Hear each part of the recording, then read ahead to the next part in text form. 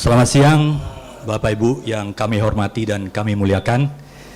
Acara siang hari ini luar biasa, persembahan dari Perhimpunan Inti Sumatera Utara. Di sini hadir Ketua Perhimpunan Inti Sumatera Utara, Ibu Janli SE. Kemudian ada Bapak William Hasli, Wakil Sekretaris. Kemudian Pak Sadikun, ya, Pak William Hasli, Wakil Ketua, dan seluruh jajaran Perhimpunan Inti Sumatera Utara, beserta juga Perhimpunan Inti Medan. Ada Pak Residi dan juga ada Pak Endi Kartono, ya, luar biasa. Ada Pak Peri juga. Nah, acara hari ini kita akan cerita tentang cara jitu cuan saham di Bursa Efek Indonesia dengan pembicara nanti yang luar biasa. Ada Pak Pintor Nasution, beliau adalah Ketua Perwakilan Bursa Efek Indonesia Sumatera Utara. Nanti akan paparkan bagaimana cara-cara investasi, apa saja yang sedang tren di Sumatera Utara dan di Indonesia. Dan kemudian nanti akan dilanjutkan, setelah break kita akan lanjutkan ke Pak Darmin. Pak Darmin adalah pakarnya, peraih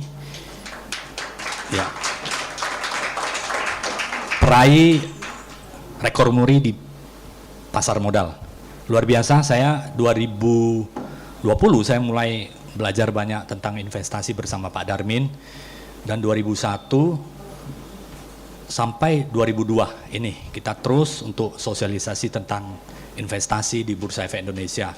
Investasi itu bisa di bursa saham itu ada reksadana juga kalau dikelola oleh manajer pasar modal, ya, investasi, ya, yang akan membantu kita kalau kita belum detail terhadap sebuah saham yang mau kita investasikan. Nah, ini Bapak Ibu, acara ini luar biasa sekali. Perhimpunan Inti Sumatera Utara yang begitu care kepada kita semua. Untuk sukses di dalam kehidupan kita, saya riset di banyak perusahaan TBK, itu ada 4 dimensi yang harus kita pelajari. Yang pertama adalah harus kita menjual. Kalau kita bisa menjual, bisa mengelola keuangan dengan baik, maka di akhir tua kita akan aman, hidup kita tidak akan kekurangan apapun. Karena Gallup University melakukan research di internasional, itu ada 94% yang hidupnya tergantung kepada bantuan pemerintah dan mengharapkan anak-anaknya untuk membantu mereka. 5% yang bisa mandiri secara finansial. Artinya dia bisa tidak tergantung pada anak-anaknya dan tidak tergantung kepada bantuan pemerintah. Hanya 1% yang sangat luar biasa, yaitu orang-orang yang secara finansial itu financial freedom, dia memiliki banyak aset dan uang bekerja untuk mereka. Dan hari ini kita akan belajar bagaimana uang bekerja untuk kita. Itu ada 2, kalau kita ingin sukses, bisa menjual, bisa keuangan, kita tidak akan ketakutan untuk kehabisan uang atau menjadi miskin di akhir hidup hayat. Namun ada 2 lagi adalah menjadi kita super kaya, yaitu belajar bagaimana sistem dan human resources. Ini ada 4 sama leadership. Tapi hari ini kita akan fokus ke investasi. Kita akan hadirkan pakarnya. Nah, hari ini terselenggara berkat juga fasilitas dari Universitas Mahkota Trikomunggul, ya. Luar biasa, Pak Peri yang support acara ini. Nah, Pak Peri sangat luar biasa. Pak Peri ini adalah Wakil Ketua di Inti Sumut dan kemudian di Mahkota Trikomunggul juga, ya. Dan kemudian di Apindo juga, ya. Banyak dari Apindo Sumut juga hadir di sini. Kita bersatu untuk memberikan yang terbaik kepada kita semuanya. Mudah-mudahan kita semakin sehat, kaya, dan semakin bahagia ke depannya. Dan hari ini, acara hari ini tidak terlepas dari kerja keras Ketua Panitia dan tim. Mari kita berikan tepuk tangan yang meriah untuk Pak Leo. Nah, kepada Pak Leo dipersilakan untuk memberikan laporan panitia pelaksanaan hari ini. Silakan Pak Leo. Terima kasih. Selamat pagi, salam luar biasa kepada kita semua. Beda dengan Pak Syenyet yang memang sudah setiap hari dan terbiasa, saya masih pakai kopekan. Jadi mohon maklum. Ya, selamat siang dan salam sejahtera bagi kita semua. Pertama-tama kami mengucapkan puji dan syukur kepada Tuhan Yang Maha Esa yang memberikan kesempatan dan kesehatan kepada kita semua sehingga dapat hadir hari ini bersama-sama dalam acara seminar investasi cara jitu cuan saham di Bursa Efek Indonesia yang merupakan kerjasama Perhimpunan Indonesia Tionghoa Sumatera Utara Inti Sumut bidang keuangan dan investasi, Universitas Mahkota Trikom Unggul, dan Panin Sekuritas. Yang kami hormati Ketua Perhimpunan Inti Sumut Ibu Janli SE, kemudian Bapak Muhammad Pintor Nasution, Kepala Kantor Perwakilan Bursa Efek Indonesia Sumatera Utara, kemudian Bapak Dr. Dompak Pasaribu SE, merupakan Rektor Universitas Mahkota Trikom Unggul, mungkin lagi sibuk ya. Kemudian Bapak Darmin SE, MBA CIMBA, Panin Sekuritas, dan juga Ketua Bidang Keuangan dan Investasi Inti Sumut. Kemudian saya juga terima kasih atas kesempatan untuk menjadi bagian daripada acara hari ini karena undangan dari Bapak Syajet SE, SMI, MP, dan NLP ya. Dan kami juga memberikan apresiasi, terima kasih kepada sponsor hari ini adalah Awi Coffee. Terlaksana seminar ini merupakan kelanjutan dari seminar Go Public yang kita adakan sebelumnya pada tanggal 19 Agustus 2022. Dikarenakan banyaknya permohonan peserta untuk dapat menambah ilmu personil masing-masing tentang saham dan Bursa Efek Indonesia. Pada acara hari ini, kami sangat beruntung dengan hadirnya para senior dan pakar terbaik di Kota Medan di bidang masing-masing. Hingga menggunakan pesan dari saya, gunakan waktu dan jodoh hari ini jumpa Bapak-bapak dan Ibu-ibu agar dapat memperkaya pengetahuan dan pengertian akan dunia saham di Indonesia hingga mencapai tujuan dari kita semua yang ada hari ini, yakni cuan, cuan, dan cuan. Saya teringat satu video klip yang pernah saya lihat, itu dari Menteri Sri Mulyani. Dia pernah mengatakan bahwa beberapa tahun beliau ada di Amerika, beliau melihat cara kerja yang berbeda. Kalau di Indonesia, selama ini yang kita lakukan adalah bekerja dan bekerja setiap hari, mencari uang untuk disimpan. Tetapi pesan dari beliau, cara ini kalau di luar sudah berbeda.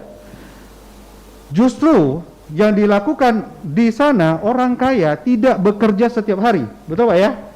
Tetapi mereka menggunakan segala aset yang ada untuk bekerja menghasilkan uang untuk Anda, untuk masa tua kita.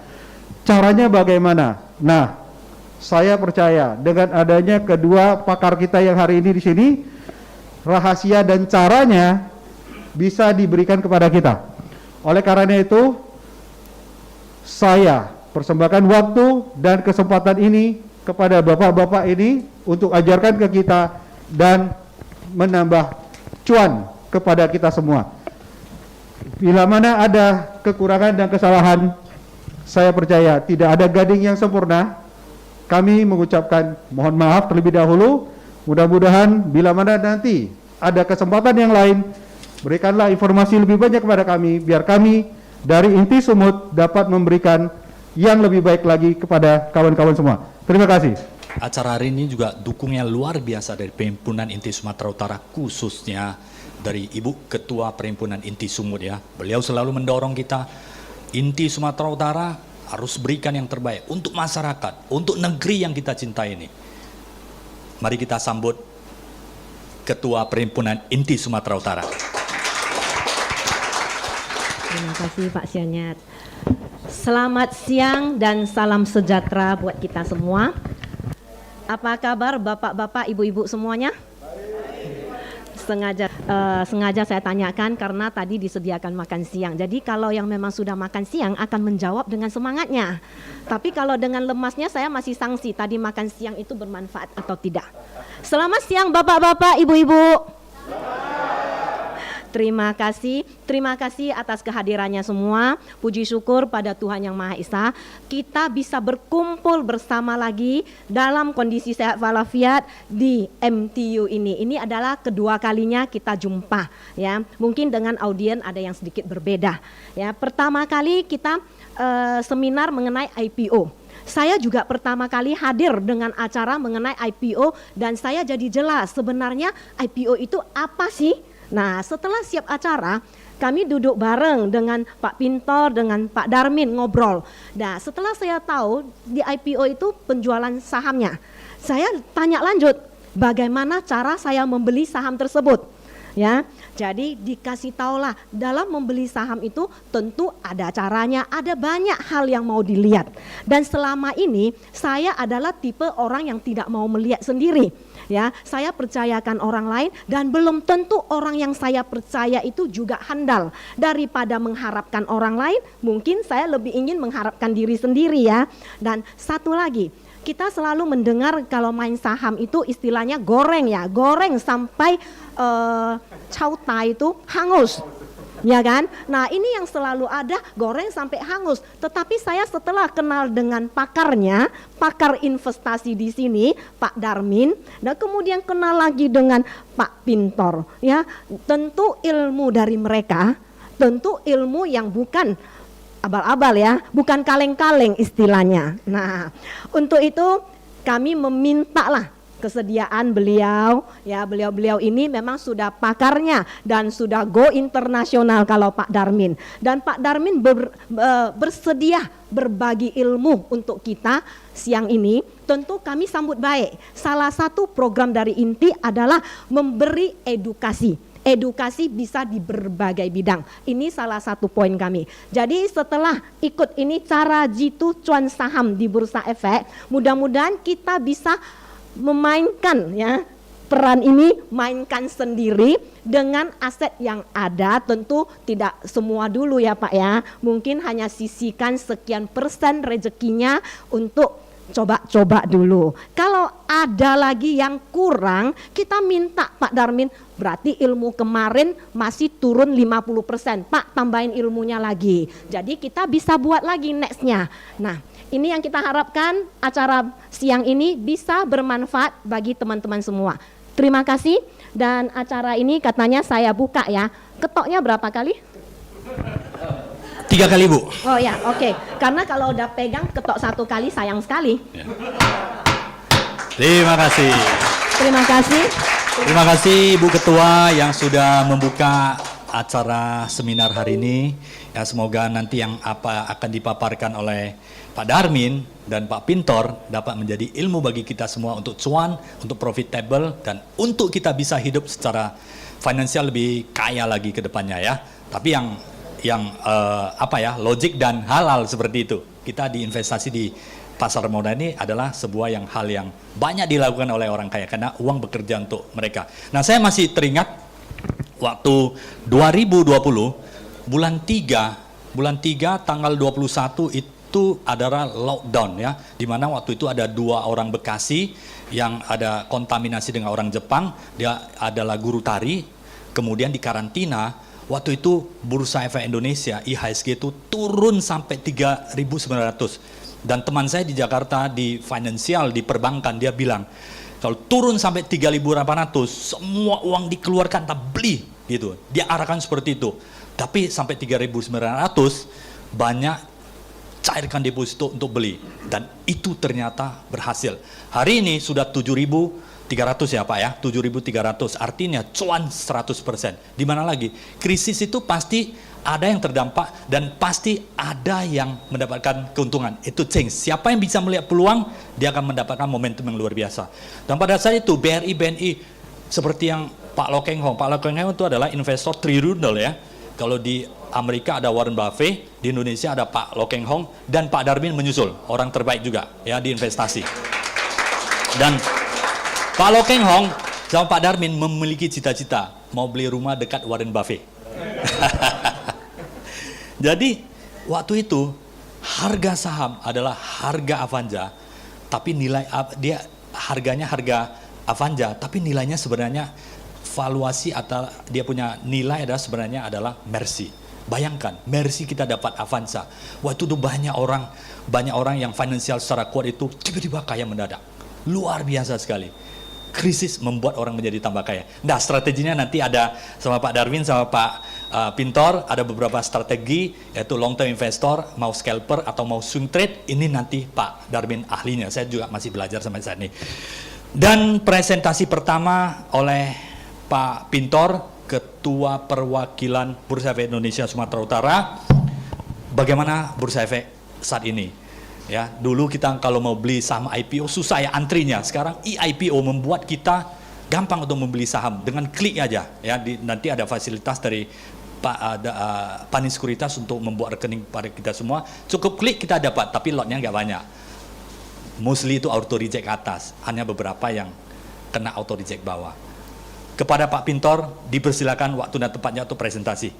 Silakan. Selamat siang Bapak Ibu semua ya.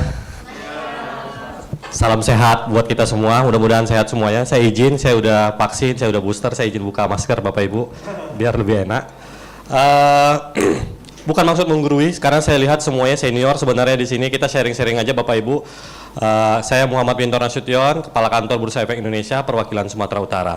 Hari ini saya mau sharing-sharing sesuai tema kita. Sebenarnya caranya nanti ke Pak Darmin, karena secara kode etik kami tidak boleh memberikan rekomendasi, tapi kita kasih tipsnya aja. Tapi kalau ke Pak Darmin boleh langsung, Pak, emiten yang langsung bisa ngasih cuan apa? Itu boleh ke Pak Darmin, Pak, Bapak Ibu. Kalau ke saya nggak boleh, mohon maaf, izin. Nanti kalau bertanya terkait dengan langsung emitennya, ada kode etiknya Bapak Ibu. Jadi di saya mungkin hanya ngasih tips dan gimana sih sebenarnya kita bisa dapatkan cuan. Nah, yang saya mau sharing di sini, cuan di pasar modal di era new pandemic, kenapa tidak, gitu ya.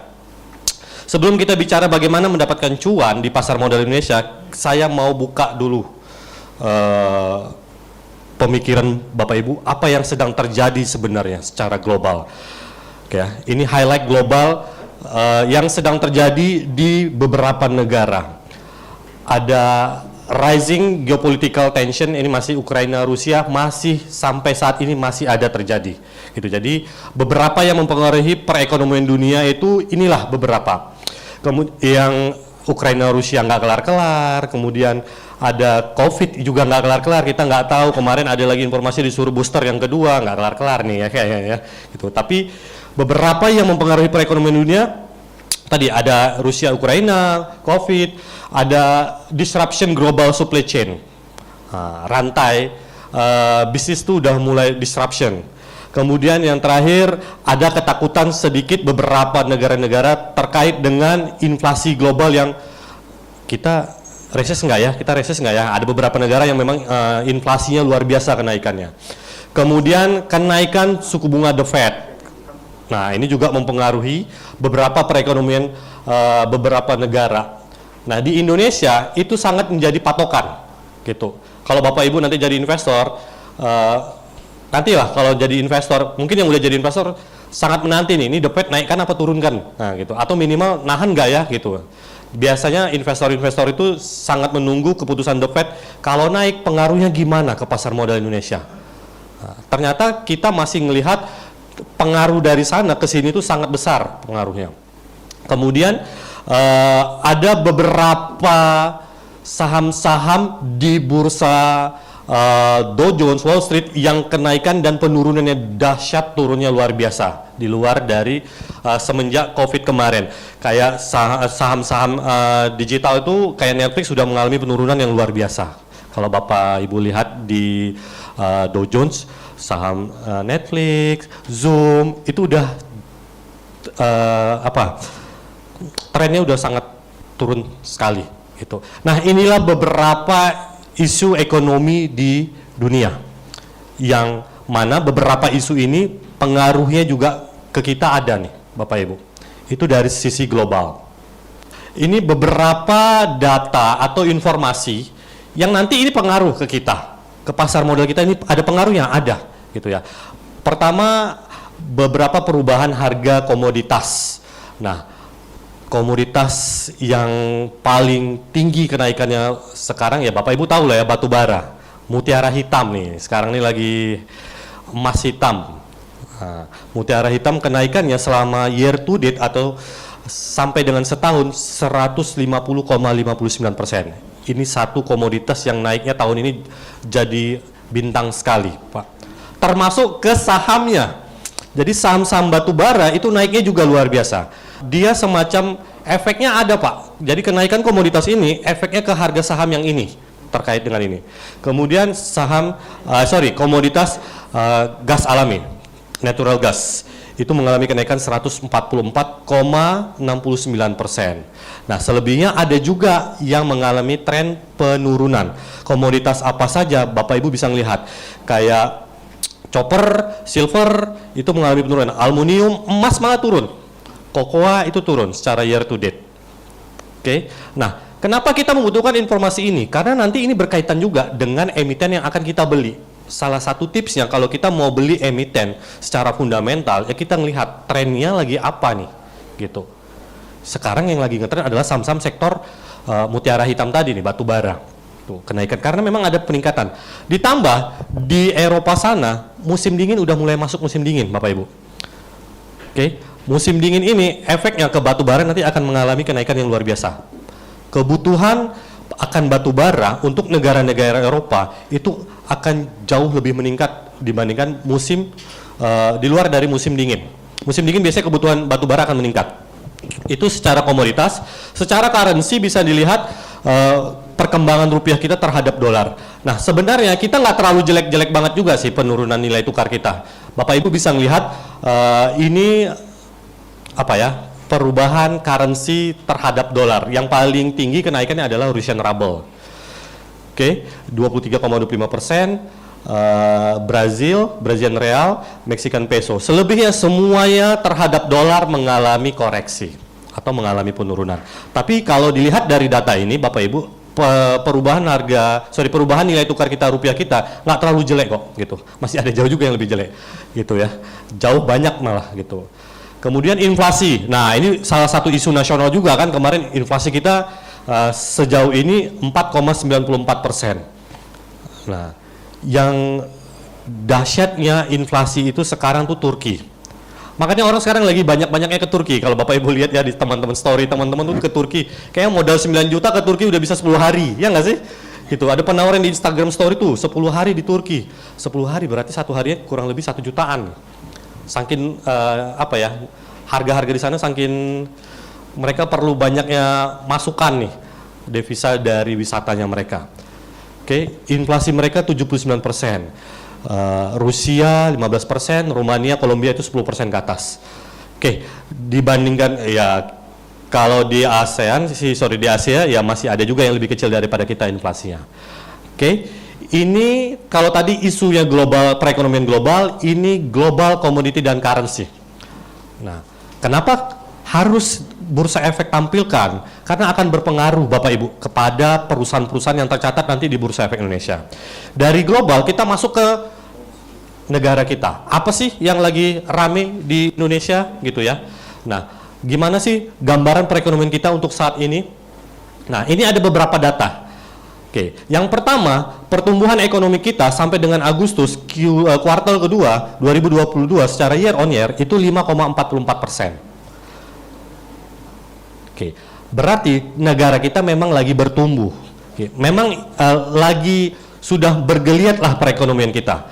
Ada datanya 5,44%. Kemudian ada inflasi juga tadi 4,69. Kalau Bapak Ibu lihat di sini tadi kan ada 4,94, di sini 4,69 secara year on year. Oke. Nah, kalau dari pemerintah itu kurang lebih inflasi kita bisa di atas 4,69 plus 1 atau dikurang dari minus 1 dari 4,69%. Oke, sedangkan suku bunga kita itu 3,75% suku bunga Bank Indonesia. Oke, kemudian ada beberapa data Bapak Ibu bisa melihat ini beberapa data yang ada di Indonesia. Nah, tadi ada kata-kata perekonomian kita sudah mulai bergeliat nih Bapak Ibu. Sebenarnya yang bergeliat itu sektor mana sih? Nah, kita punya datanya dari riset. Sektor-sektor apa saja yang bergeliat di perekonomian Indonesia? Bapak Ibu bisa melihat di sini. Sorry, berarti saya harus ke sini karena bunyi. Ternyata sektor transportasi. Nah, memang transportasi lagi mulai marak nih. Kalau kita ke bandara, kayaknya bandara udah mulai penuh. Ya enggak? udah mulai kelihatan. Kayaknya kemarin ke Cengkareng kayak udah penuh aja, udah normal aja nih sebelum pandemi juga gitu ya. Kita ke Kuala Namu kayak udah penuh-penuh aja. Nah, sektor transportasi mengalami kenaikan. Kalau Bapak Ibu bisa melihat yang warna abu-abu artinya dia di tahun 2021. Nah, kalau yang merah di 2022. Kalau mau di-compare memang secara kuartal Q2 belum sebesar 2021. Tapi paling tidak udah ada pertumbuhan lah. Selain sektor transportasi, sektor apa lagi nih? Ya, pelengkapnya ada pesawatnya, pasti ada hotel yang akomodasi lah. Gitu. Orang udah mulai berwisata kembali nih. Oke, orang udah mulai jalan-jalan. Tuh. Kemudian ada sektor electricity dan gas supply. Kemudian ada jasa yang lain-lain dan informasi dan komunikasi nih. Beberapa sektor-sektor yang pertumbuhannya paling tinggi di antara sektor-sektor yang lain. Oke, ini komposisinya Bapak Ibu bisa lihat secara chart. Ini chart batang ya, sama lah kurang lebih. Ini kalau dibandingkan dengan GDP. Oke, nah udah global issue, kita masuk ke domestik, sekarang ke capital marketnya, gitu, di pasar modalnya. Nah, jadi pelan-pelan, dari dia piramida terbalik lah kita menjelaskannya. Oke, global issue tadi itu, domestik ini itu, sekarang pasar modalnya seberapa besar sih pasar modal kita sekarang? Seberapa sih gambarannya pasar modal Indonesia? Nah, dari sini Bapak Ibu bisa melihat, kita perusahaan sekuritas, ya, exchange members perusahaan sekuritas itu ada 94. Yang mana 69 itu lokal, 25 joint venture. Nah, salah satunya dari 94 adalah Panin Sekuritas di sini. Oke. Itu gambaran perusahaan sekuritas. Kemudian gambaran listed company atau perusahaan tercatat yang ada di Bursa Efek Indonesia. Sebenarnya ini per Agustus ya. Sebenarnya per September jumlah perusahaan tercatat di Bursa Efek Indonesia ada 810 per September. Yang terakhir itu kode emitennya Call. Call ya. Bapak Ibu tahu berarti kemarin beli ya IPO ya. Atau nyangkut. Call mutiara hitam ya, batu bara. Oke, ada 810 perusahaan tercatat di Bursa Efek Indonesia per saat ini per September. Yang mana dari 810 itu ada 11 yang tercatat dari asli Sumatera Utara. Oke, emiten Sumatera Utara ada 11. Oke, 11 emiten saham, 2 emiten obligasi. Obligasi itu ada Bank Sumut, ada Pelindo. Yang 11 beragam, ada rumah sakit, ada perkebunan kelapa sawit, yang kemarin ada Mark Dynamic, ada Mahkota Group. Nah, itu udah tercatat di Bursa Efek Indonesia. Kalau perkebunan juga ada Sumber Tani Agung, gitu. Rumah sakit ada Royal Prima, ada Murni Teguh, gitu ya. Nah, harapan kita kegiatan yang kemarin akan menambah dari 11 yang tadi, mudah-mudahan, gitu. Oke, dalam waktu dekat juga ada satu tambahan perusahaan tercatat dari Sumatera Utara. Kira-kira bulan 11 nanti akan ada lah satu tambahan. Bapak Ibu udah dengar lah ya, saya tahu sering udah dengar lah ini. Saya nggak perlu bocorin lagi, pasti udah tahu lah gitu. Oke, nah selain perusahaan sekuritas, perusahaan tercatat, berapa sih sebenarnya jumlah investor kita di Indonesia? Dari 270 juta penduduk di Indonesia, ternyata yang menjadi investor di pasar modal itu baru 9 juta. Yang mana 9 juta, 4,1 itu adalah investor saham. Masih sangat kecil. PR kita masih sangat banyak kami dari Bursa Efek Indonesia. Pastinya juga dengan Panin lah. Karena kita nggak bisa jalan sendiri. Bursa dan anggota bursa itu wajib jalan seiringan. Gitu. Nah, Panin Sekuritas ini kita biasanya sebutnya anggota bursa. Oke, jadi 4,1 juta baru investor di Indonesia, Bapak Ibu. Nah, harapannya setelah ini ya makin banyak nih jumlah investor kita tambah. Karena kan Bapak Ibu juga membantu kita nanti menjelaskan dengan orang-orang terdekatnya. Oke. Ada 810 jumlah perusahaan tercatat dalam bentuk ekuitas atau saham, 125 perusahaan tercatat yang dalam bentuk surat utang atau obligasi atau bonds, ada 125. Kemudian ada ETF. ETF ini Exchange Traded Fund atau reksadana yang diperdagangkan di pasar saham. Kalau Bapak Ibu yang udah investor saham, biasanya ETF itu kode sahamnya depannya X. Coba besok hari Senin masukin X apa gitu ya, atau ngelihat di market kok ada X nih ya, ini emiten apa. Nah sebenarnya itu namanya ETF. ETF ini reksadana tapi diperdagangkan di pasar saham. Kalau setahu kita kan reksadana diperdagangkan sama manajer investasi nih. Nah ada reksadana yang bisa diperdagangkan di pasar saham namanya ETF. Kemudian ada EBA kita ada 11, EBA ini efek beragun aset. Ada 11 jenis, Ada REITs 3, kemudian ada infrastruktur investment bond itu 1, dan kita dalam waktu dekat akan ada future. Nah, future pasar modal. Oke, beda dengan future yang memang di bursa komoditi. Tapi memang belum, nanti dalam waktu dekat akan launching. Yang paling dekat sih kita mau launching itu warrant terstruktur, mirip dengan futures juga dia. Ada margin call juga. Oke. Nah, inilah gambaran pasar modal Indonesia, Bapak Ibu. Nah, terus berapa sih kalau pertanyaan Pak, berapa sih, seberapa besar biasanya orang bertransaksi di pasar modal, berapa rame sih gitu ya. Nah, kalau di trading volume jumlah lembar saham itu kurang lebih 23.734 miliar lembar yang bertransaksi di pasar modal Indonesia. Kalau transaksi nilainya itu kurang lebih 13 sampai 14 triliun Bapak Ibu per hari, bukan per tahun. Jadi transaksi di Bursa Efek Indonesia itu 13 sampai 14 triliun per hari. Per hari. Kalau di Sumatera Utara gambarannya gimana Pak? Nah, kalau Sumatera Utara saya kasih tahu, kalau kita data per harinya nggak dapat, kita data per bulan.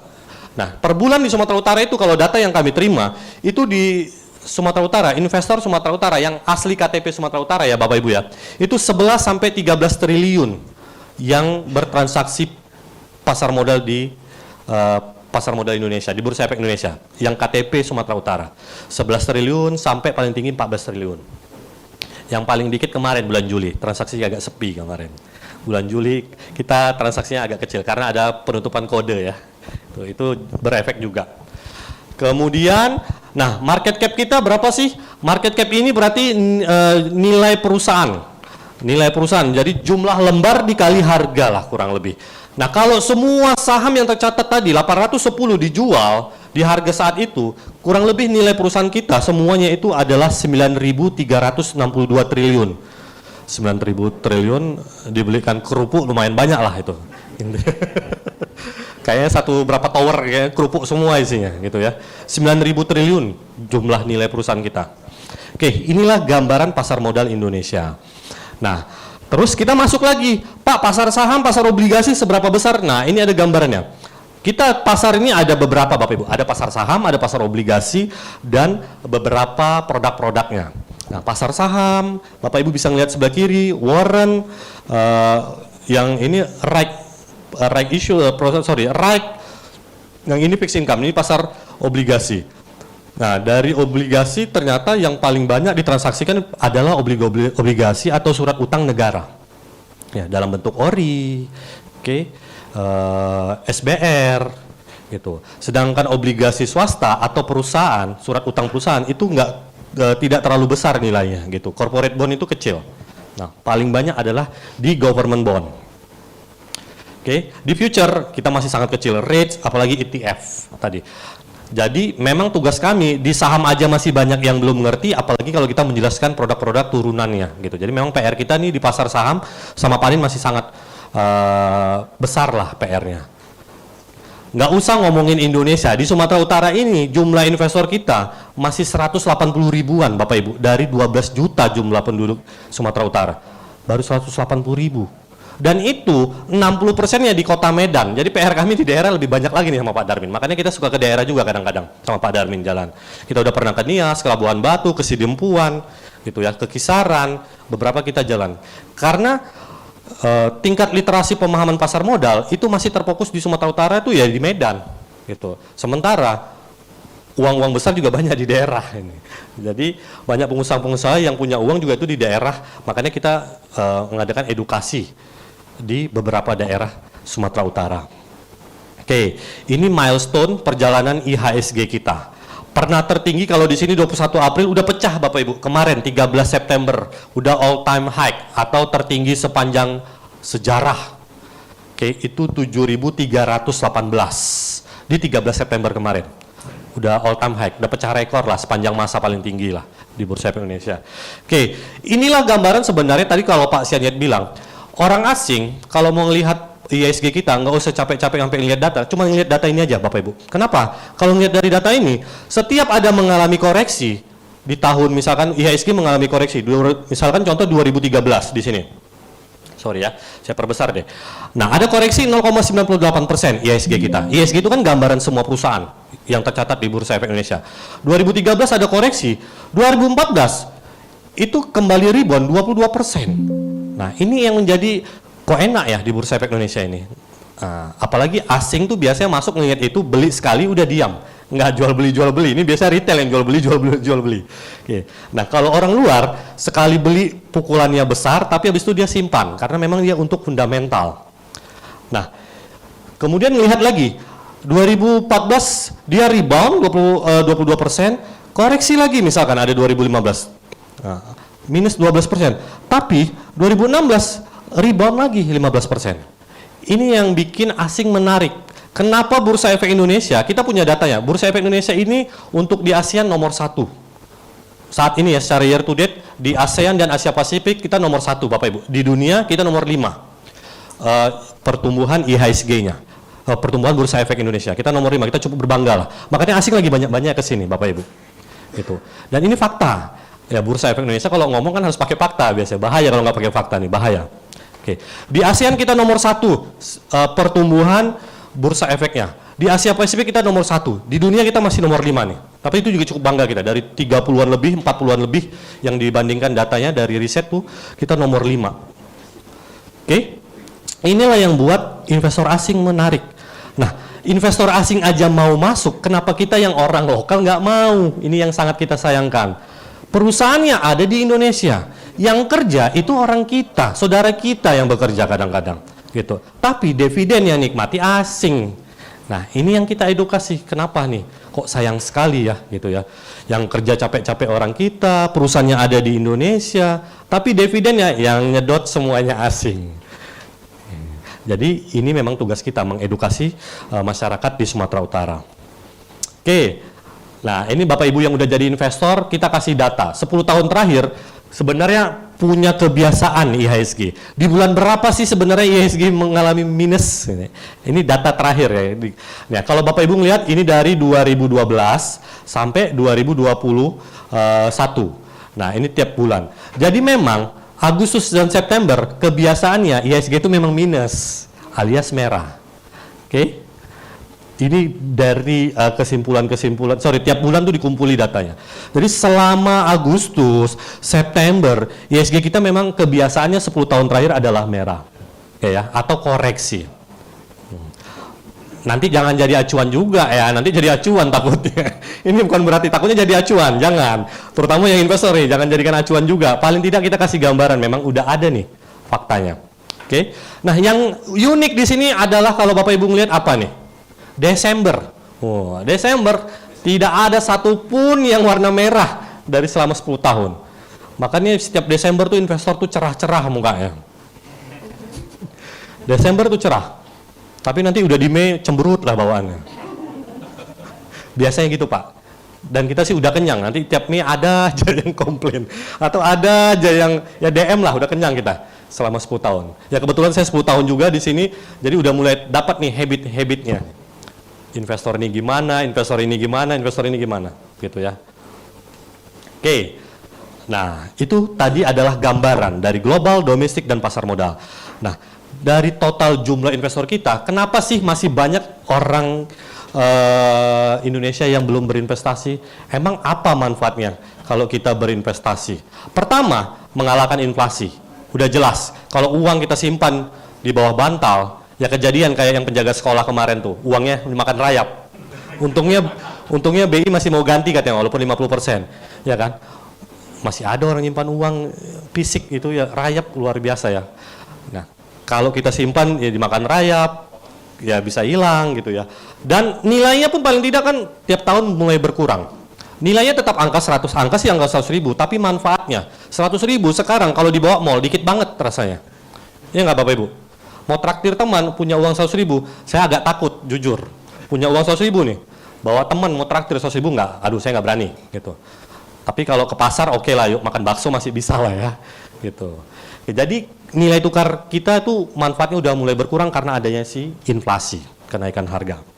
Kemudian kalau kita mau investasi, ya jangan harap uang yang kita simpan di bawah bantal tadi itu akan bertambah secara sendiri, enggak. Ya Anda ya kalau mau meningkatkan aset ya berinvestasi. Investasi itu banyak. Terserah mau di pasar modal boleh, Anda mau berinvestasi yang di luar pasar modal juga boleh. It's okay. Cuman kita kasih gambaran hari ini. Gimana sih sebenarnya compare-nya antara investasi yang lain. Oke? Nah, investasi juga bisa dijadikan cadangan finansial dari Bapak Ibu. Kita nggak tahu usia, umur tuh diatur sama yang di atas gitu ya. Kita kalau mau meninggalkan orang di rumah, kalau nggak ada investasi, ya kasihan juga orang di rumah. Kita pencari rezeki ya putus, nanti takutnya nggak ada simpanan. Nah, ini manfaat salah satu investasi. Oke, nah Anda mau investasi di mana? Ini kalau ada inflasi kan tadi yang menggerus nilai uang kita, manfaat kita. Oke. Anda mau investasi di mana silahkan. Kita kasih gambarnya selama 10 tahun terakhir. Ini pakai data yang sebelum corona menyerang. Karena kalau corona menyerang nggak fair juga dibandingkan. Ya, ini kita anggap sebelum corona menyerang ya. Dari beberapa data yang kita punya dan dari beberapa produk investasi yang ada di pasaran, ternyata memang investasi saham yang paling tinggi memberikan return. Kalau Bapak Ibu sering baca di media, Pak Lo Keng Hong bilang, sebenarnya harta karun itu nggak di laut, tapi adanya di Bursa Efek Indonesia. Dia ngomong kayak gitu. Gimana enggak? Ya dia salah satunya ya kan gitu, penemu harta karunnya dia gitu ya. Uangnya udah triliunan. Oke. Nah, kalau dibandingkan, kita anggap tadi inflasi ada sekitar 4, sekian. Ini anggap 4,49%. Kalau kita investasi emas dari tahun 2009 ke 2019, ya 6,33% rata-ratanya per tahun. Oke, cuman selisih dikit lah untungnya. Deposito, apalagi deposito nggak ada nih saya rasa. Deposito kayaknya 2-3% lah ya per tahun sekarang rata-rata. Belum lagi dipotong pajak 20%, kan? Kemudian obligasi pun sekarang 5%-an kalau yang sekarang deh. Oke, 7 itu udah bagus banget gitu ya. Nah, saham ya kalau di rata-ratain 16-17%. Ada yang 1000% juga ada gitu ya. Tapi kan saham seperti apa nih? Cepat naiknya, cepat turunnya gitu. Nanti saya kasih tips lah. Kalau untuk yang investor baru, janganlah beli tadi itu saham-saham yang dibilang Ibu Jenly itu, gorengan. Jangan dulu lah gitu. Belum apa-apa udah beli yang gorengan gitu. Nanti kasih, kita tuh kalau mau jadi investor, ikut kayak kita jadi manusia diciptakan. Mulai dari bayi, belajar merangkak gitu ya, belajar berjalan pelan-pelan, baru berjalan lebih cepat, baru berlari. Tapi kalau investor, pengennya begitu lahir langsung pengennya lari gitu ya. Nggak bisa Bapak Ibu. Di sini, di pasar modal, nggak ada yang instan. Oke, mindset pertama, kalau mau jadi investor yang cerdas, nggak ada yang instan. Kalau memang mau instan, tidak di sini tepatnya. Yang instan itu biasanya, instan juga ngilangnya. Oke, instan juga minusnya. Di kita tuh by progress, semuanya ada prosedurnya. Oke, ini gambaran return, perbandingan return di beberapa produk pasar modal. Nah, kenapa sih masih banyak orang nggak mau jadi investor? Nah, kalau kita punya data, ternyata ada 3 alasan. Kenapa orang masih sampai saat ini nggak mau jadi investor? Pertama, banyak yang bilang investasi saham itu mahal. Kayak Ibu Jenly waktu pertama-tama, enggak Bu, ini 100.000 juga udah bisa kok kalau mau mulai. Silakan gitu ya. Mulai belajar pelan-pelan aja, nggak mesti harus langsung 100 juta, enggak. Mau mulai dari 100.000 bisa, mau mulai dari 1 juta juga bisa. Oke, disesuaikan dengan kemampuan kita juga. Kemudian banyak yang trauma. Kita pasar modal ini dianggap sama dengan investasi yang lain. Ini investasi bodong juga nih. Saya udah kenyang sekali dengan kata-kata itu. Oke ya. Zamannya 2020 yang namanya kripto banyak sekali kita dibanding-bandingkan. Nggak apa-apa saya bilang. Itu kan uang Anda gitu. Kita cuma ngasih tahu pasar modal itu begini gitu. Ya toh itu uang Anda kan. Kalau Anda rugi ya Anda yang ini gitu. Oke, kita nggak menjelekkan, tapi kita ngasih tahu kalau pasar modal seperti inilah kurang lebih gambarannya. Dan banyak juga yang nganggap, mak bapak gue bilang nih judi nih investasi ini. Enggak, kita ada fundamentalnya. Judi kan cuma nebak atas atau bawah gitu ya. Ganjil apa genap, biasanya gitu. Yang nggak ada barangnya. Ini enggak, kita ada. Oke, ada perhitungannya, memang ada fundamentalnya. Nggak bisa semena-mena juga gitu. Apa yang kita lakukan hari ini itu bisa berdampak juga nanti ke belakang gitu. Apa yang terjadi hari ini itu bukan gambaran dari yang kemarin, bisa. Itu ada. Oke, ada fundamental, ada teknikal. Fundamental Anda mau beli apa? Teknikal Anda beli di harga berapa? Ada ilmunya dua-dua ini gitu. Enggak main tebak-tebakan juga dan ilmunya pun enggak gampang juga, saya pastikan. Itu enggak gampang ilmunya. Jadi by progress semuanya. Oke.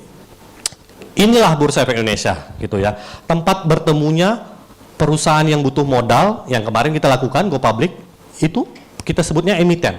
Sama orang yang punya modal, sekarang ini Bapak Ibu yang mau jadi investor.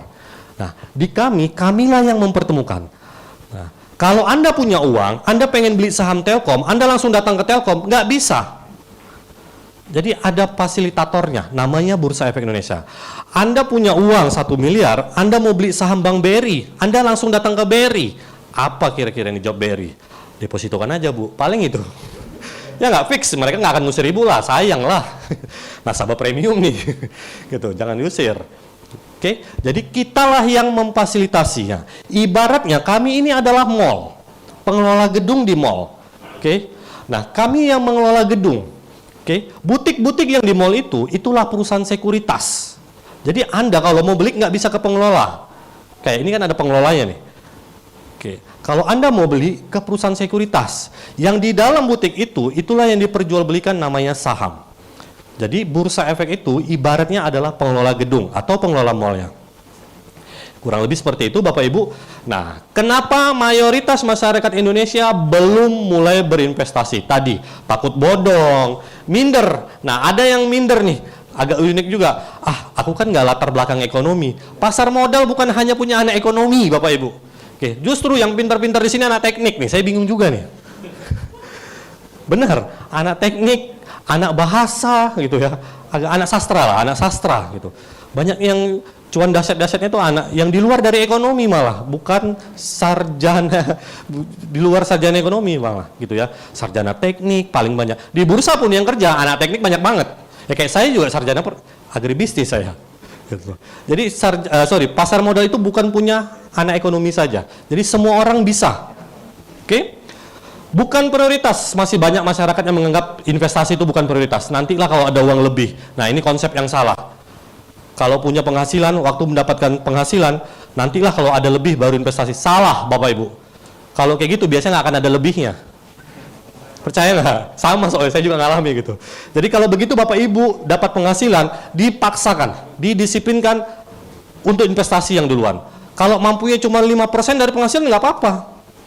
Mampunya cuma 10% nggak apa-apa, 3% pun nggak apa-apa. Yang penting disiplin berinvestasi. Jangan nunggu nantilah kalau ada sisanya. Oke, ini konsep yang salah. Orang Indonesia nantilah kalau ada sisanya baru berinvestasi. Nah, pasti nggak akan ada sisanya setahu saya. Atau nantilah uang jaga-jaga dulu. Nggak ada juga yang dijaga kok, lewat juga gitu. Blast juga kok. Oke? Kurang informasi dan masih menganggap pasar modal ini judi. Ini mindset yang salah. Kita jelaskan biasanya. Oke. Tadi udah ini meningkatkan aset, cadangan finansial, mengurangi ketergantungan hutang. Nah, ketergantungan hutang juga ini. Ini untuk perusahaan biasanya kalau IPO. Daripada harus minjam ke bank, ya bisa IPO, bisa going public tuh. Atau kalau dia investor, biar mengurangi head on. Oke. Banyak orang, apalagi milenial Bapak Ibu. Di sini sih yang milenial dikit saya lihat gitu ya. Milenial itu nggak bisa membedakan mana kebutuhan, mana kemauan gitu. Yang penting nampak gaya dulu gitu. Kan ini yang kalau saya di kampus biasanya saya yang tekankan itu, kurang-kurangi gaya gitu ya. Makin banyak gaya biasanya tekanannya makin tinggi nih. Gitu ya. Hukum fisika ternyata berlaku di pasar modal. Makin besar tekanan, makin besar gayanya. Oke. Mengalahkan inflasi juga. Nah, ini tips. Jangan Anda tiru. Ini kesalahan investor pemula yang sering kita tangkap. Kami tampilkan ini, please Bapak Ibu jangan ditiru ya. Bukan berarti Anda tiru, justru harus Anda hindari. 8 kesalahan dalam berinvestasi oleh investor pemula. Pertama, FOMO, fear of missing out, atau ngikut apa yang lagi rame. Ya kalau orang Medan bilangnya pandang tak top. Ya, apa yang rame ngikut gitu ya. 2020, 2021 influencer, selebgram, artis, semua ngomongin ini, semua ngikut, gitu. Nah, ada artis ngomongin beli saham ini, semua ngikut, gitu. Artis tuh nggak punya kemampuan untuk melakukan pemilihan atau dasar dari fundamental. Tapi kalau yang ngomong Pak Darmin ya, Beliau punya ilmunya, beliau punya sertifikasinya, gitu. Cuman Pak Darmin kalah tenar aja sama artis kan gitu. Saya kan Pak secara nasional, tapi kalau di Medan saya yakin semua kenal Pak Darmin, gitu.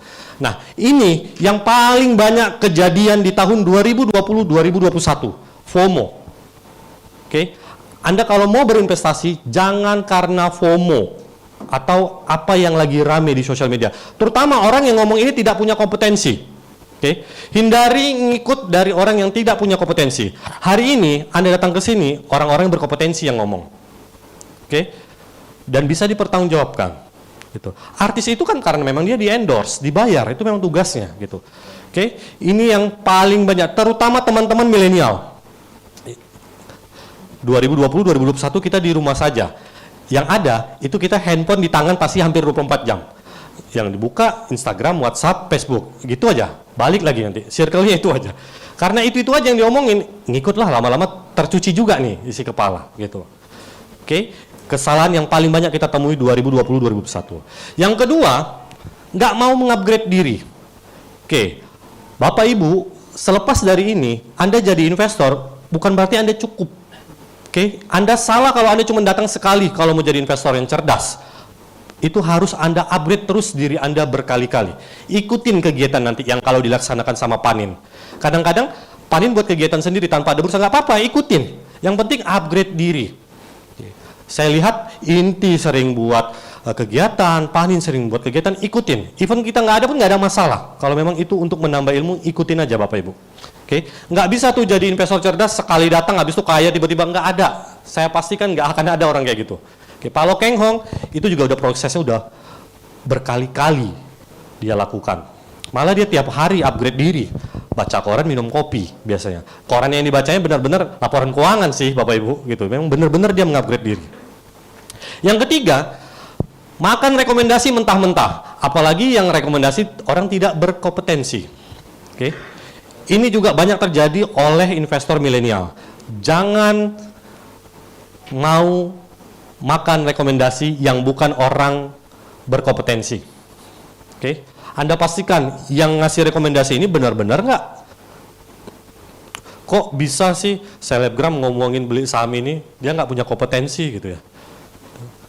Kalau dia orang sekuritas sih nggak apa-apa, karena di sekuritas kita dapat izin aja susah, gitu ya.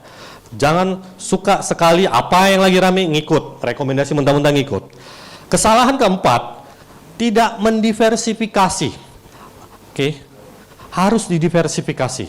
Contoh, waktu Anda buka rekening, anggaplah 1 juta misalkan. 1 juta, Anda beli saham, semuanya sahamnya, sektornya sama. Atau beli satu aja, nggak didiversifikasi. 1 juta dibelikan saham bank misalkan.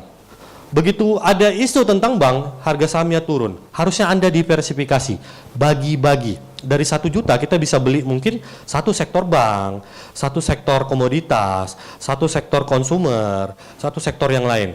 Anda harus pilah-pilah atau bagi-bagilah. Jangan diletakkan di satu keranjang.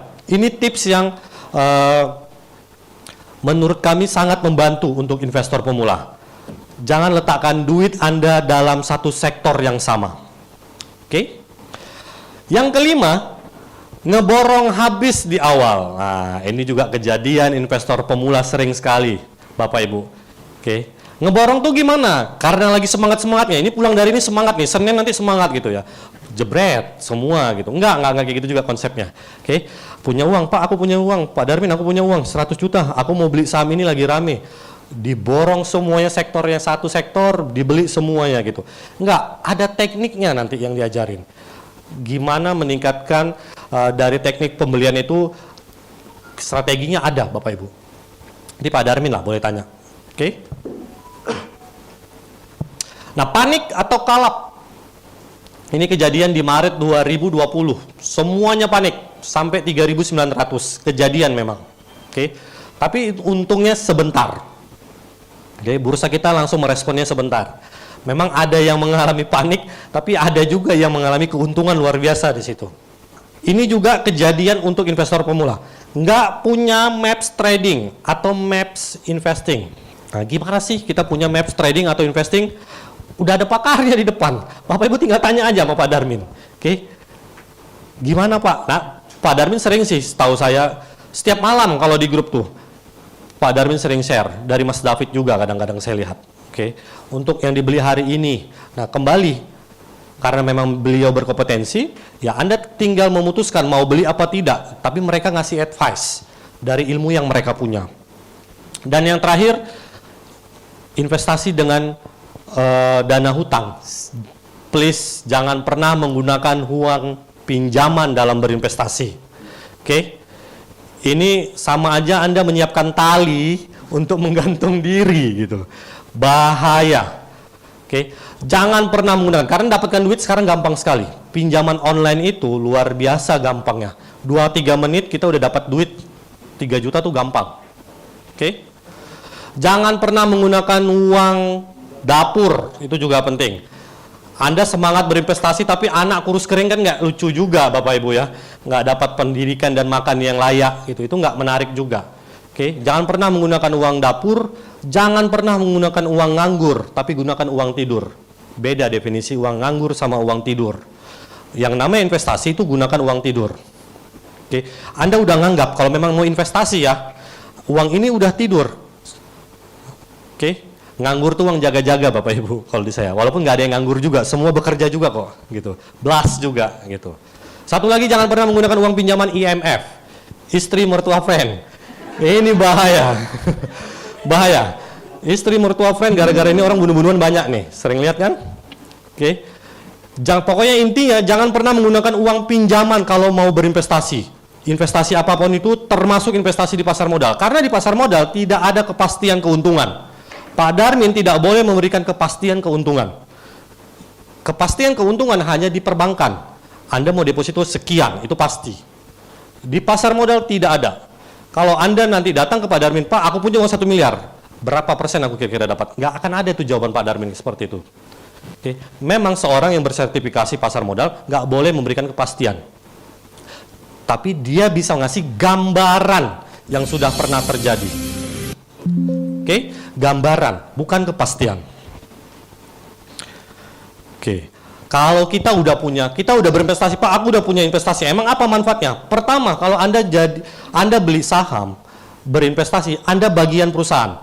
Kita beli saham, kita beli perusahaan. Artinya kita adalah pemilik yang resmi, Bapak Ibu. Even Anda beli 1 lot, di sini transaksi jual belinya adalah 1 lot. 1 lot itu 100 lembar. Jadi Bapak Ibu yang beli 1 lot saja, Bapak Ibu sudah resmi sebagai pemilik dari perusahaan yang Bapak Ibu beli sahamnya. Contoh, beli 1 lot Mahkota Group. Mahkota Group itu Bapak Ibu bisa bilang, aku yang punya. Tapi porsinya 0,0 sekian persen. Kita bagian perusahaan. Oke? Yang kedua, 1 lot kita bisa duduk RUPS. Kita bisa ikut dalam rapat umum pemegang saham. 1 lot saja kita pun sudah di email berhak untuk mengikuti rapat umum pemegang saham. Nah, gimana caranya kita bisa berkomunikasi dengan manajemen, komisaris? Ya di RUPS kita bisa nanya, kira-kira nanti gambaran ke depan, Mahkota Group ini mau dibawa kemana? Nah, kita bisa ngomong itu formal. Dan kita bisa ketemu sama para investor sekalian. Oke? Yang ketiga, nilai investasi yang kita dapat itu bisa kita lihat setiap hari. Apalagi dengan Panin, ada sistem yang namanya POS, online trading. Kita bisa lihat dari sistem dari handphone. Jadi handphone ini digunakan nggak cuma lihat Facebook doang gitu lah ya. Bisa menghasilkan cuan juga ternyata. Oke? Yang keempat, ini bisa jadi warisan Bapak Ibu. Oke? Saham bisa diwariskan. Oke, waktu Anda buka rekening, itu akan ada data satu yang diminta, siapa ahli waris. Oke? Ini bisa diwariskan. Beberapa investor kita sudah sudah di generasi kedua. Jadi dia pernah nemu lembaran saham orang tuanya, bisa diwariskan. Nanti tinggal datang ke sekuritasnya, mau dicairkan semuanya atau mau dipindahkan atas nama anak juga bisa. Jadi bisa diwariskan keturunan-keturunan selanjutnya. Oke. Dan yang ngetren sekarang malah saham ini jadi mahar nikah Bapak Ibu di kalangan milenial. Saya nggak bohong, mahar nikah. Banyak sekali sekarang anak milenial menjadikan mahar nikah. Silakan cek di Google. Di yang booming secara nasional itu ada yang di Sidempuan. Nah, dia nikah seperangkat alat sholat emas sekian gram, dan 20 lot saham Mayora kalau nggak salah saya. Mayora. Ada juga yang kemarin sekian emas perangkat alat sholat sama 20 lot saham Mark Dynamic kemarin di Medan. Ada juga yang Mark Dynamic. Jadi sekarang anak milenial yang sudah teredukasi biar agak beda katanya Pak, ya kan, anak milenial suka yang beda-beda, agak unik. Mahar nikahnya dicampur Pak, ditambah dengan saham sekarang gitu. Dan kalau Bapak Ibu pernah lihat datang ke pernikahan, jadi bukan foto mereka prewedding saja tuh yang kalau kita masuk pintu gerbangnya. Ada foto prewedding sebelah kiri, foto kanannya mahar nikah sahamnya Pak sekarang. Wah, anak milenial sekarang. Beberapa kali saya datang pernikahan udah pakai, udah mulai gaya anak milenial sekarang. Jadi mahar nikahnya, lotnya itu ditampilkan Pak sama para undangan gitu ya. Undangannya tinggal ngitung berapa sih duitnya. Kalau enggak itu tambahan saja. Oke, selanjutnya aset Anda aman, Anda nggak usah takut. Di Bursa Efek Indonesia semuanya sangat aman. Oke, kita di bawah pengawasan OJK, kami sendiri pun di bursa itu diawasi OJK. Oke, jadi semua data, semua uang itu aman. Nah, Anda buka rekening di Panin Sekuritas. Panin Sekuritas tidak megang uang Anda, tidak megang saham Anda. Yang megang uang, yang megang saham itu adalah regulator. Regulatornya namanya adalah KSE, Kustodian Sentral Efek Indonesia. Jadi kalau misalkan terburuknya misalkan Panin Sekuritasnya tidak ada lagi di Medan, nggak ada masalah. Oke, bukan Panin Sekuritas yang pegang, tapi regulator.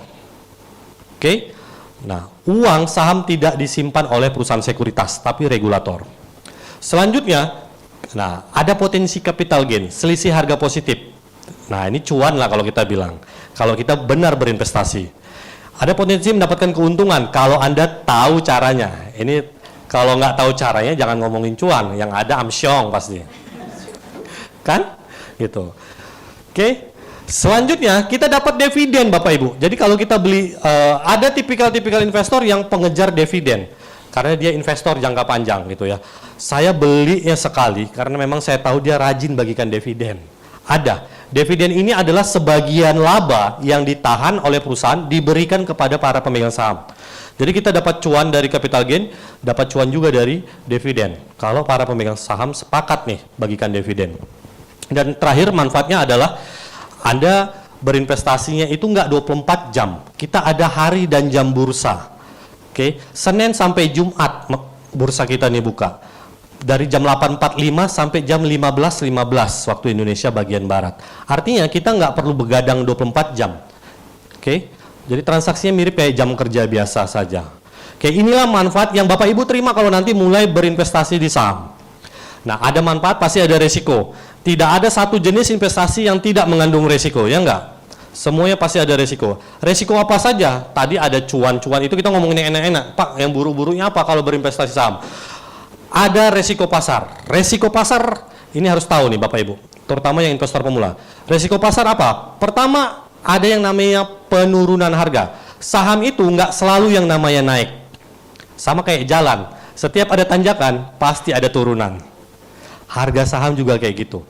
Ada capital gain, ada capital loss. Oke, ini termasuk resiko pasar. Ada bubble price, ada suspensi. Kalau harganya udah nyentuh 7% kena suspend. Oke, kalau dia minusnya. Kalau dia nyentuh ke arah itu kena suspend, tergantung harganya. Oke, ada yang 25%, ada yang 20%, tergantung dari fraksi harganya. Ini resiko yang pertama, kita sebutnya resiko market, resiko pasar. Resiko yang kedua, ada kemungkinan perusahaan ini bisa delisting. Delisting, ada lagi pilot. Oke, kalau delisting belum tentu pilot, tapi kalau udah pilot pasti di delistingkan bursa. Ada dua konsep yang berbeda. Oke, Aqua itu udah delisting, dulu listing Bapak Ibu. Aqua ini dulu listing, tapi bukan karena pilot, dia karena membeli kembali semua sahamnya yang di pasar. Oke, jadi delisting ini ada dua versi. Volunteer delisting, permintaan dia pengen balik lagi menjadi private company. Oke, atau forced delisting, memang ditendang paksa sama bursa untuk keluar. Itulah kalau dia pilot pasti ditendang paksa. Oke, nah pilot bangkrut, investasi hangus. Nah pertanyaannya, Pak, gimana uang kami, Pak? Gimana saham kami kalau perusahaan ini pailit atau bangkrut? Ya nggak ada lagi nilainya, Bapak Ibu. Makanya kalau mau beli saham dari 810 perusahaan, masa yang Anda beli yang mau pailit gitu ya? Terlalu amsyong Anda, ya. Kalau kayak gitu, terlalu banyak sekali yang bagus, kenapa yang beli yang pas mau pailit? Makanya di sini kami biasanya punya tips, jangan beli kucing dalam karung. Anda mau beli Anggora, Anda belinya dalam karung, ya nggak akan bisa. Anda buka karungnya, jajarkan kucingnya. Oh, ini kucing kampung, enggak. Ini kucing Persia, enggak. Karena saya memang maunya Anggora kan gitu ya. Nah, Anggora dapat 3, Anda jajarkan, baru Anda pegang. Nah, kalau di kita berarti fundamentalnya udah dapat nih, udah nampak nih. Sekarang kita lihat nih kucingnya. Nah, kita pegang, kita sentuh, kita lihat dari atas ke bawah, muka belakang lah gitu ya. Jangan Anggora tapi nanti ususnya keluar-keluar. Ya kan nggak sehat. Artinya fundamentalnya udah nampak tapi nggak sehat. Pilih perusahaan juga kayak gitu. Oke, kita udah tahu fundamental tapi nggak kita lihat sampai dalam-dalamnya. Oke? Jadi itu juga tipsnya. Nanti Pak Darmin lah lebih jago. Oke? Ini ada resiko pasar. Nah, gimana sih mekanisme transaksinya di pasar modal? Lah, ini sih ngomonginnya zaman dulu lah. Kita ketemu pakai orderan, enggak, sekarang sudah melalui handphone. Kita sudah online trading. Selama handphone Anda smartphone, gitu ya, Anda punya laptop, punya tablet, transaksi semua bisa dilakukan. Yang penting ada koneksi internet. Oke? Nah, di sini yang perlu saya jelaskan adalah konsepnya. Kalau Anda transaksi itu di Bursa Efek Indonesia, kemudian ada KEPE atau ID Clear, Clearing Penjamin Efek Indonesia. Ini yang menjaminkan duluan. Kalau Anda beli BRI, misalkan Anda di posisinya yang beli, di sana yang jual. Nah, waktu Anda beli, dapat barangnya, itu sebenarnya bukan barang dari yang sisi sana, tapi KEPE duluan yang menjaminkan. Oke, itu tugasnya si regulator KEPE namanya. Nah, jadi ada 3 regulator, Bursa, KEPE, satu lagi namanya KESE. KESE ini Kustodian Sentral Efek Indonesia. Ini yang nyimpan uang dan saham tadi. Jadi KESE juga yang memindah namakan. Contoh, tadi saya pengen beli BRI. Nah, gitu ya. Yang tadi ya BRI itu atas nama Pak Sianyet, waktu saya beli, itu BRI yang saya dapat bukan lagi atas nama Pak Sianyet, tapi atas nama saya. Pak Sianyet udah nggak pemilik lagi BRI, tapi udah saya. Inilah fungsi dari regulator. Kami sebutnya namanya SRO, Self Regulatory Organization. Inilah trimasketirnya di pasar modal. Kita yang mengatur transaksi di pasar modal ini transparan, wajar, dan efisien. Oke, nah ada T+2, Bapak Ibu yang mungkin belum tahu, apalagi yang investor pemula. Waktu Bapak Ibu jual saham, nah Anda mau tarik duitnya, itu nggak bisa langsung ya Bapak Ibu ya. Ada proses clearing, ada proses kustodian. Nah, 2 hari waktu Anda mau jual saham BRI, nah kayak Pak Sianyet tadi jual BRI misalkan hari Jumat, Sabtu Minggu nggak dihitung. Kalau Pak Sianyet mau tarik duitnya, misalkan kejualnya hari Jumat, Senin, Selasa baru bisa dapat duitnya. Jadi kalau mau tarik duit, ingat-ingat harinya. Oke, kita Sabtu Minggu tutup, tanggal merah tutup, cuti bersama tutup. Oke, tapi kalau Anda jual, Anda nggak mau tarik duit, Anda mau belikan saham yang lain, nggak mesti nunggu 2 hari. Di hari Jumat itu, Bapak Ibu tadi jual BRI, mau ganti ke Telkom, bisa, nggak ada masalah. Oke, jadi nggak nunggu 2 hari. Yang 2 hari adalah tarik duit aja. Oke, oh udah. Saya ini aja, yang simpel-simpel aja. Nanti Pak Darmin selebihnya. Saya kembalikan Pak Sianyet. Terima kasih. Terima kasih. Luar biasa Pak Pintor. Yang luar biasa selalu memberikan inspirasi, edukasi tentang investasi di Bursa Efek Indonesia. Tak bosan-bosan ya Pak ya. Dari perusahaan di IPO 700 sekian, sekarang udah 810 perusahaan. Dan memang perusahaan-perusahaan go public yang kita bisa beli sahamnya adalah salah satu bentuk pemerataan ekonomi secara nasional. Jadi semua orang bisa menikmati dengan harga yang sangat terjangkau. Nah di sini juga Pak Darmin memberikan support kepada pembukaan rekening 100.000 sudah bisa. Dari sini mudah-mudahan kita bisa belajar banyak untuk investasi yang lebih gede. Apa yang disampaikan oleh Pak Pintor, risiko dan manfaatnya dipelajari dengan seksama. Nah yang penting adalah kita bisa upgrade pengetahuan kita secara lebih luas sehingga risiko-risiko itu dapat diminimalisasi dan cuan kita bisa ditingkatkan ya. Ada 3 tadi ya Pak ya. Yang pertama kenapa orang masih sungkan investasi, pertama mahal. Sekarang nggak mahal lagi, 100.000. Bahkan beli perusahaan IPO Itu 100 di program sudah bisa. Tinggal klik beli IPO, dulu agak susah, antri dan sebagainya, harus tanda tangan surat. Sekarang kita beli cukup gampang. Nah, biasanya IPO mostly itu adalah auto reject atas. Nanti pelajari ya, itu ranahnya Pak Darmin ya, itu auto reject atas seperti apa. Dan kemudian ya hati-hati juga dengan auto reject bawah. Ini bahasa teknikalnya Pak Darmin. Suhunya nanti akan cerita. Nah, kemudian yang kedua adalah bodong ya. Pilihlah kalau perusahaan-perusahaan yang listing di Bursa Efek Indonesia itu sudah dijaga regulasinya oleh OJK dan Bursa Efek Indonesia. Artinya tingkat keamanannya tinggi, investasilah di sana ya, yang sudah jelas. Kalau misalnya kita belum bisa aja dengan reksadana dikendalikan oleh manajer investasi ya, manajer investasi yang akan kelola dana kita. Dan kemudian judi ya, saham ini awalnya saya pikir naik turunnya apakah seperti grafik, ternyata tidak. Di dalamnya ada fundamental. Kita bisa baca itu prospektusnya, kemudian kita bisa baca laporan keuangannya. Laporan keuangan dari Bursa Efek Indonesia setiap emiten itu 3 bulan dipublikasi sekali. Jadi kita bisa baca. Pilihlah fundamental yang bagus, fundamental secara rasio keuangan, debt to equity ratio, price to earning ratio. Nanti rasio-rasio itu nanti Pak Darmin yang akan ajarkan kepada kita semuanya. Ya, jadi saya kira cukup, nanti akan salahkan Pak Darmin. Setiap krisis ada peluang, tapi setiap peluang ada krisis juga ya, hati-hati, jangan terlalu yakin bisa jeblok juga. Kuncinya adalah pengetahuan kita. Nah, nanti untuk teknikalnya dan bagaimana bisa kita berinvestasi dengan baik dan kita bisa cuan, ya yang tentunya hal-hal yang akan diajarkan Pak Darmin, kita akan lanjutkan setelah sesi coffee break 15 menit ini. Jadi kepada Bapak Ibu, dipersilakan untuk ambil kopi, ada snack di luar, ya ada snack di luar. Dan dari Tribun ini luar biasa, dari Tribun nanti ada satu undangan. Ini hari ulang tahun Tribun, itu di Sun Plaza. Nanti Bapak Ibu kalau ada ke Sun Plaza tulis nama, itu ada kesempatan undian satu unit mobil ya. Mana tahu beruntung ya, ada persembahan Tribun. Ya sudah di kotaknya, nanti disimpan pas ke Sun Plaza tanggal 28 sampai tanggal 2 ya. Nah, acara ini juga disupport oleh Tribun Medan yang luar biasa dengan ekosistem 20 sekian juta, dan sekarang memang eranya digital sih ya. Terima kasih Bapak Ibu.